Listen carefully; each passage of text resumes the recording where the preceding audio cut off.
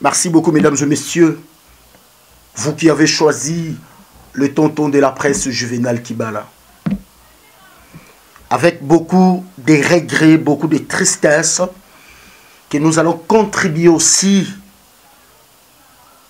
pour parler par rapport à l'actualité qui se passe, s'il faut peut-être le dire, l'actualité qui se passe de l'autre côté de Libye, avec nos frères, nos sœurs qui souffrent de temps en durée. Avant de quitter nos pays, ce que moi je sais, le colonisateur nous avait mis dans nos chaînes, dans nos mentalités, à la racine de nos têtes. Maintenant, les Libyens veulent le placer à nos pieds, comme des esclaves enchaînés pour de bon. Ce qui se passe à Libye ne fait que traduire une perception, un acte là où il y a l'absence de la perception transcendale pour empêtrer l'expression d'Emmanuel Carme. Déjà, le président Sarkozy nous faisait comprendre avec un mépris total de l'histoire des peuples africains et de leurs réalisations que l'homme africain n'est pas assez entré dans l'histoire. Le colonisateur est venu, il a pris, il a servi, il a exploité. Mais je vais dire avec respect qu'il a aussi donné. Il a construit des ponts, des routes, des hôpitaux, des dispensaires, des écoles. C'est comme si on disait au peuple exterminé durant la Seconde Guerre mondiale que leur extermination a quelque chose de positif puisqu'elle a fait progresser l'humanité. En effet, les scientifiques nazis ont fait expérimentation sur des victimes sans défense dans les camps de concentration qui ont fait avancer la connaissance scientifique. Mais leur science était, malgré le résultat technique positif qu'elle produisait, parfois une activité purement criminelle qui ne méritait que châtiment et mépris. Cette absence d'aperception peut amener à justifier des aspects positifs de la colonisation ou à légitimer le rabaissement d'un peuple, à le réduire à l'esclavage. Dans son fameux discours sur le colonisme, Aimé Césaire affirme: on me lance à la tête de faits, des statistiques de kilométrage de routes, des canaux, des Congo-Océans. Je parle de ce qui, à l'heure où je parle, sont en train de creuser à la main le port Abidjan. Je parle de millions d'hommes arrangés à leur Dieu, à leur terre, à leur humanité.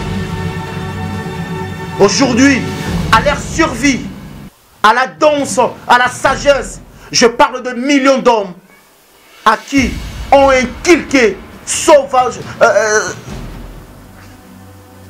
sauvamment, s'il faut peut-être le dire, la peur, le complexe d'infériorité, le tremblement, l'agenouillement, le désespoir,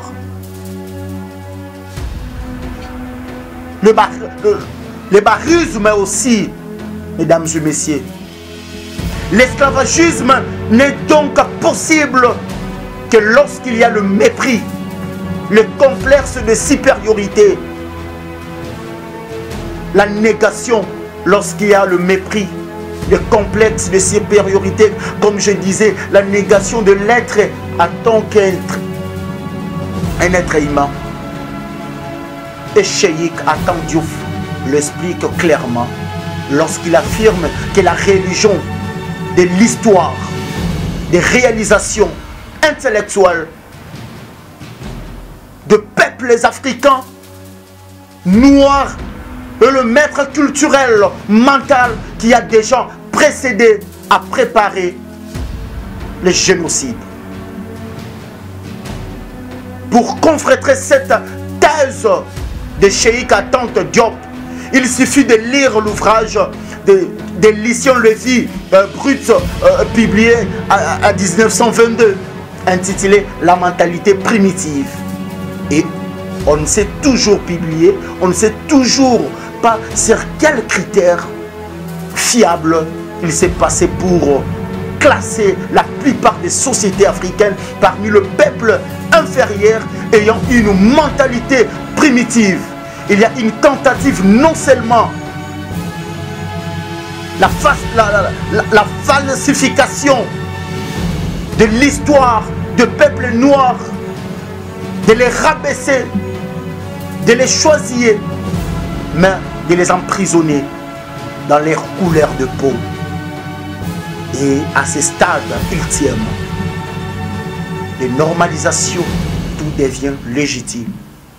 C'est pourquoi Franck Fanon considérait la couleur de la peau comme une pression pour l'homme noir, comme une prison. Prison, lorsque je dis prison, pour l'homme noir. Dès l'instant qu'on considère la couleur de la peau comme problématique, on assiste à ce qui se passe en Libye par la normalisation de la déviance, la banalisation de la vente d'êtres humains. N'oubliez pas que le Code noir, institué en 1685, assimile l'être humain, particulièrement l'esclave, à une marchandise. Dans le monde où nous vivons, les sujets sociaux, dans le domaine où nous vivons, les sujets sociaux ne semblent plus être les dépositaires de valeurs sociales. La valeur humaine est décentralisée au profit de quelques opportunistes vénérant le business, adorateurs du dieu argent et grands corrupteurs. Leur business est fondé sur le véritable malheur des autres. La choisification de l'être humain arrive sur le fond des commerces charognants de la première ère, spectateurs de la souffrance d'autrui. Ils n'ont aucune humanité. Dès que l'occasion se présente, il faut qu'on parle.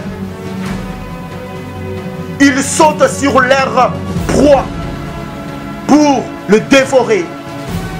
L'homme avec un grand H majuscule est entier, corps et esprit, capable des sentiments, quelle que soit sa race, sa couleur, sa religion, son origine et son rang social. Ils doivent être traités avec beaucoup de dignité, qu'ils soient riches, pauvres, errés, tristes, instruits ou illettrés. Il ne doit jamais être réduit à ce que son apparence nous dicte ou ce que nous croyons savoir de lui. Cet traître est abominable.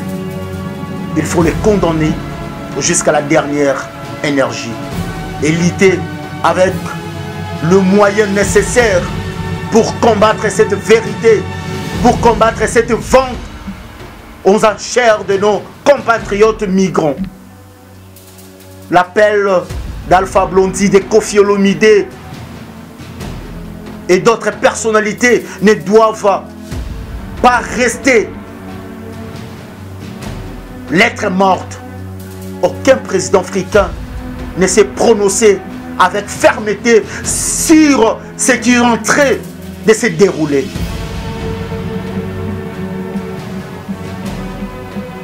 Imaginons que le Français, les Allemands, le Belge soient capturés en Afrique pour servir de vente. La réaction de leurs autorités ne se fera pas attendre. La vente de migrants est une chose et le traitement qui leur est réservé en une ou autre. Le traitement d'une personne par le mépris et le rabaissement peut être plus grave que l'acte de vente lui-même. Depuis le départ de Kadhafi, les Noirs sont traités en Libye comme de moins que rien. Ils sont devenus des étrangers dans leur propre pays. Mesdames et messieurs, raison pour laquelle aujourd'hui, tant que le tonton de la presse, nous allons adresser quelques messages aux dirigeants africains qui nous suivent de partout. Monsieur le Président, vous permettez sans doute que je perturbe le confort de vos palais en vous interpellant sur une question qui peut vous paraître anodine, triviale, mais dont la portée symbolique et les impacts sont et seront incommensurables pour les peuples africains. Organisé de vente d'êtres humains en 2017 sur le sol africain à quelques encablures d'une Europe complice et quelque chose d'abject et relève du mépris total de la personne humaine.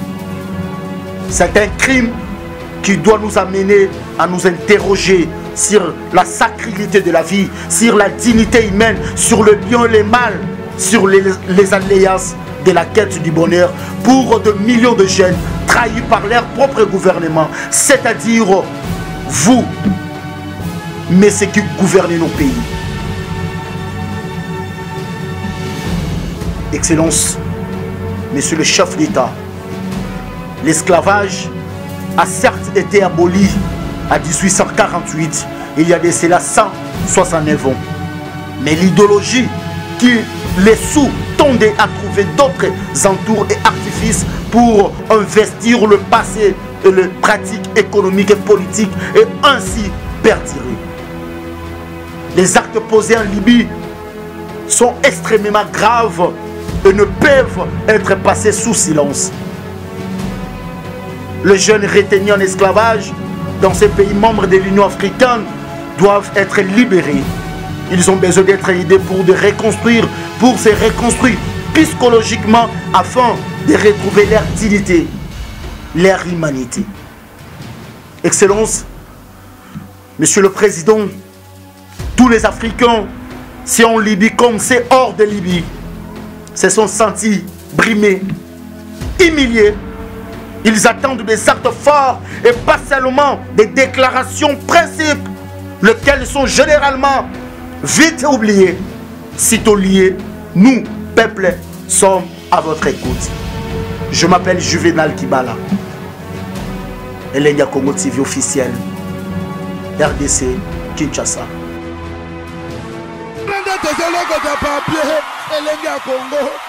Glodidia Siga, la mignonne, hey, la mignonne, Tracy Mbelenga Pro, Tracy Mbelenga Pro, Kata.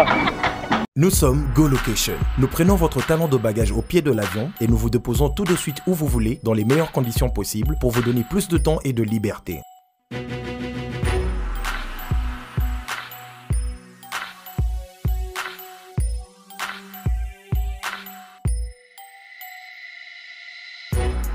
Vous avez le choix entre partager un van à partir de 25 $ par personne et une berline privée à partir de 50 $. Ce n'est pas tout, nous vous offrons des prix plus avantageux après votre première consommation de nos services partant de l'aéroport. Notre gamme très variée de véhicules vous accompagne dans tous vos événements pour un meilleur séjour à des prix hors concurrence et ce, 7 jours sur 7.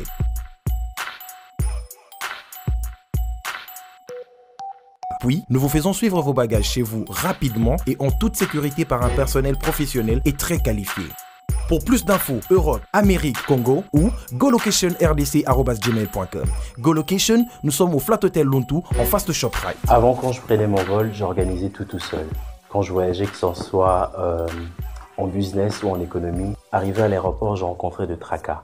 45 minutes à cause de tracas de bagagistes et ainsi de suite. Et depuis que j'ai connu le service de GoLocation, je peux vous rassurer que le 45 minutes de tracas que je trouve à l'aéroport n'existe plus. Il y a moins de 30 minutes, bagage nanga. Là, plein de bateau, il fallait pas bête. On a pris samedi, à 17h, 17h30. On a tegui ba plan, on a cliqué j'aime. Go Location, louez-moi.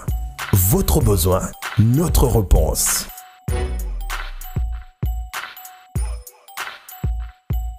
Maxi Bio Café. Yango.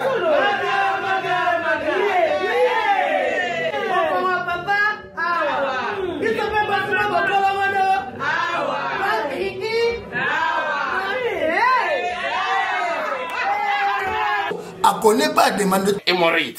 Et on dit oh, il y a diabète. une année avant. Sous réserve. Il y a un hôtel.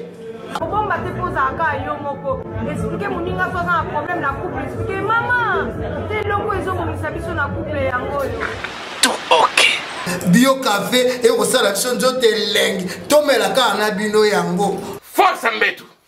Danger. Maxi Bio, café original, bande kotomela